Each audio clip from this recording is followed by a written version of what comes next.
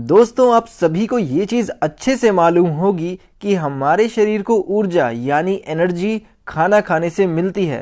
ये एनर्जी हमारे शरीर की सभी ज़रूरी प्रोसेसेस के लिए इम्पॉर्टेंट होती है। रेस्पिरेशन, ब्लड सर्कुलेशन और एक्सक्रीशन जैसी सभी इम्पॉर्टेंट प्रोसेसेस के लिए एनर्जी की आवश्यकता पड़ती है, जो हमें पचे हुए खाने से मिलती है। दोस्तों, आज के इस शानदार वीडियो में हम आपको आसान भाषा में बताएंगे कि खाना हमारे शरीर में कैसे पचता है, यानी खाना हमारे पेट में कैसे पचता है।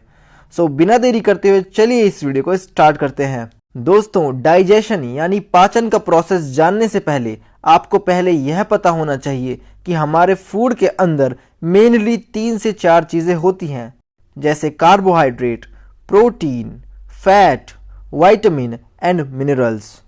इन कंपोनेंट्स के बारे में हम आपको इस वीडियो में आगे बताएंगे।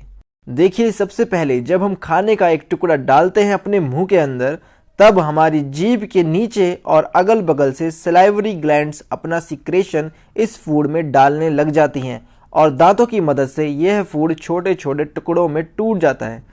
दोस्तों, हमारे सलाइवा में सलाइवरी अमाइलेज प्रेजेंट होता है। ये फूड के अंदर मौजूद कार्बोहाइड्रेट्स को छोटे छोटे टुकड़ों में काट देता है, तोड़ देता है। इसे हम सिंपल शुगर कहते हैं। यानी कि डाइजेशन का प्रोसेस, पाचन का प्रोसेस हमारे मुंह से ही स्टार्ट होता है। उसके बाद यह एक पाइप लाइक स्ट्रक्चर जिसे ईसोफेगस कहा जाता है, ईसोफेगस से होते हुए स्टोमक में चला जाता है। ईसोफेगस यानी भोजन नली से जब फूड स्टमक में जा रहा होता है तो वहां भोजन नली एक खास मूवमेंट करती है जिसे पेरिस्टालसिस कहा जाता है।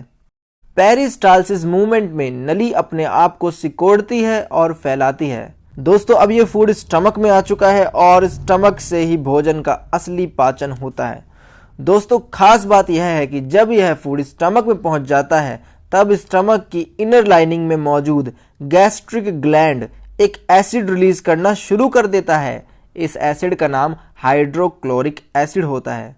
दोस्तों, हाइड्रोक्लोरिक एसिड के अलावा गैस्ट्रिक डाइजेस्टिव जूसेस जैसे कि पेप्सिन और इसके अलावा म्यूकस एक तरह का चिपचिपा पदार्थ जो फूड के साथ अच्छे से मिक्स हो जाते हैं। पेप्सिन और बाकी एंजाइम्स फूड के अंदर मौजूद प्रोटीन्स को अलग करने लग जाते हैं। दोस्तों, यहाँ ध्यान देने वाली बात यह भी है कि पेट के अंदर हाइड्रोक्लोरिक एसिड स्टमक को नुकसान ना पहुंचाए, उसके लिए म्यूकस प्रेजेंट होता है। मजेदार बात यह भी है कि हाइड्रोक्लोरिक एसिड के होने की वजह से फूड के अंदर के जर्म्स को भी मार दिया जाता है।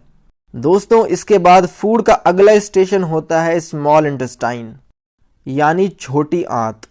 स्मॉल इंटेस्टाइन वह जगह होती है, वो पार्ट होता है हमारे शरीर का जहां फूड का कंप्लीट डाइजेशन यानी पाचन होता है। दोस्तों, स्मॉल इंटेस्टाइन के 3 पार्ट्स होते हैं। पहला पार्ट होता है डियोडेनम जो डी शेप का होता है। इसके बाद आता है जिजेनम जो कॉइल्ड स्ट्रक्चर होता है। उसके बाद आता है इलियम जो हाईली कॉइल्ड स्ट्रक्चर होता है। इन 3 पार्ट से मिलकर बनता है हमारा स्मॉल इंटेस्टाइन। स्टमक से आने वाले फूड को काइम कहा जाता है। यह काइम स्टमक से स्मॉल इंटेस्टाइन की तरफ बढ़ने लगता है। सबसे पहले ये आता है स्मॉल इंटेस्टाइन के महत्वपूर्ण पार्ट में यानी डियोडेनम में। दोस्तों, डियोडेनम के अंदर जैसे ही फूड आ जाता है तो इस फूड के ऊपर एंजाइम्स मिक्स होना शुरू कर देते हैं। लिवर से बाइल जूस आता है, पैनक्रियास से पैनक्रियाटिक जूस आता है। बाइल जूस फूड के अंदर मौजूद फैट को फैट की छोटी छोटी गोलियों में तोड़ने लग जाता है और इन्हें फैटी एसिड्स में कन्वर्ट कर देता है। वहीं पर पैनक्रियाटिक जूस अन्य एंजाइम्स के साथ प्रोटीन, फैट और स्टार्च को सिंपल फॉर्म्स में कन्वर्ट करने लग जाता है। प्रोटीन्स को कन्वर्ट कर दिया जाता है पेप्टोन्स एंड अमीनो एसिड्स में, कार्बोहाइड्रेट्स को ग्लूकोज एंड सिंपल शुगर्स में। दोस्तों, इन कंपोनेंट्स का कंप्लीट एब्जॉर्प्शन होना अब संभव हो चुका है। अब ये स्मॉल इंटेस्टाइन के दूसरे पार्ट्स जिजेनम और इलियम से गुजरता है, जहां पर स्मॉल फिंगर लाइक प्रोजेक्शंस होते हैं। इन फिंगर लाइक प्रोजेक्शंस को विली कहा जाता है।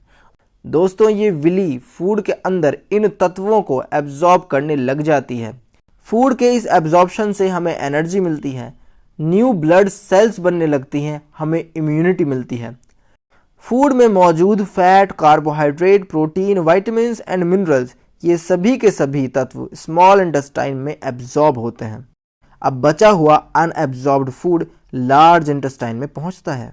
लार्ज इंटेस्टाइन में फूड के अंदर का वाटर एब्जॉर्ब होता है एंड फाइनली फीकल मैटर की फॉर्मेशन होती है, तो फर्दर एनस के थ्रू पास आउट हो जाता है। इस तरह से होता है हमारे शरीर में खाने का पाचन यानी फूड का डाइजेशन, जो हमें एनर्जी देता है।